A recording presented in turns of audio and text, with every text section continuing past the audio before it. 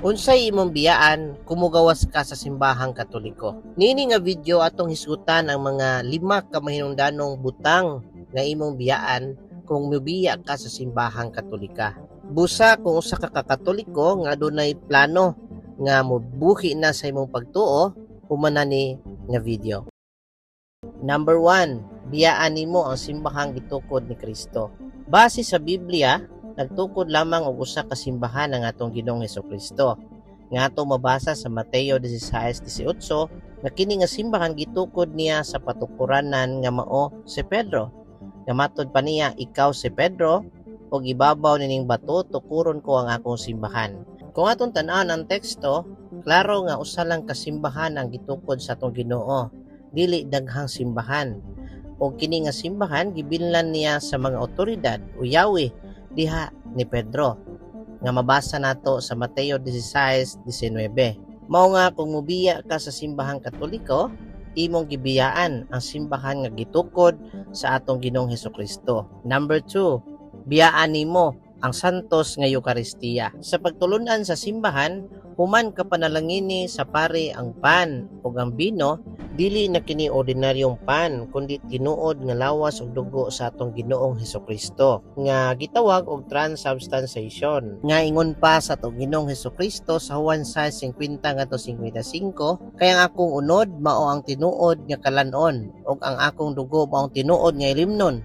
Si bisan kinsa kadtong mukaon sa akong unod ug moinom sa akong dugo, may kinabuhing way katapusan. Sa pagbiya nimo sa simbahang Katoliko, imong gitalikdan ang pan nga gikan sa langit nga si Kristo mismo nga maghatag kanato og kinabuhing way katapusan. Number 3, biyaan nimo ang apostolic succession. Base sa kasaysayan, ang simbahang Katoliko lamang ang makadugtong pabalik sa mga apostoles nga gitawag og apostolic succession, nga nagpasabot kini nga ang pagtulon-an nagikan gayod sa mga apostol, handed down sa mga early Christians hangtod sa kasamtangan leader niini sa simbahan. Nga matud pa sa Lucas 10:16, ang namati ninyo namati kanako ug namati sa nagpadala kanako. Busa kumubiya ka sa simbahang Katoliko, wala ka na mamati ni Kristo diha sa iyang simbahan. Nga matud pa sa to Ginoo pinagi ni San Juan 1 Juan 2:18-20, adunay mga antikristo ug kinsa man ni sila kadtong namiya sa unang pagtulon-an. Nga matud pa sa mga teksto,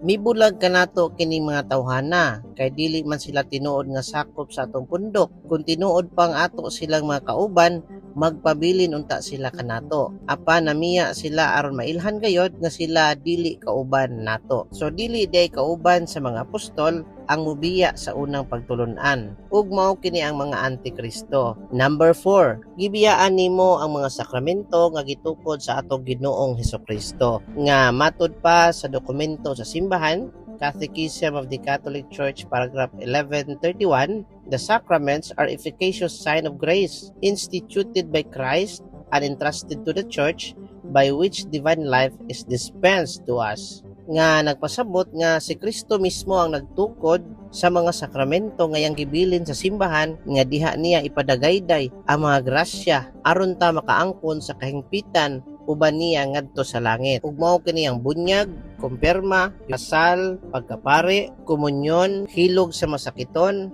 ug labi na gayod ang pagpangumpisal kay niini mapasiguli kita ngadto sa Dios aron ang ato mga sala mapasaylo. Nga mabasa nato sa Juan 20:21-23 nga pagpasaylo sa ato mga sala nga anaa lamang sa kamot sa kaparian ug dili kini mahimo ni pastor nga imong balhinan kumubiya ka sa simbahang Katoliko tungod kay putol man ang iyang otoridad. Number 5, biyaan nimo ang fullness of truth nga naa sa simbahan. Ang kinatibuk-ang kamatuoran anaa lamang sa tinuod nga simbahan nga mao simbahang Katoliko. Anaa nato ang Biblia nga ang simbahang Katoliko ang nagkumpile niini, ana ang mga santos, mga sakramento aron motubod nato ang grasya nga makasantos o kini nga simbahan matud pa sa 1 Timoteo 3:15, ang simbahan maong haligi o patukuranan sa kamatuoran ug ang Biblia, tradisyon o magisterium nagtinabangay kini aron pag-preserve sa tinuod nga pagtulon-an ni Kristo. Busa kung naluya ka sa imong pagtuo, hinaot nga pinaagi niini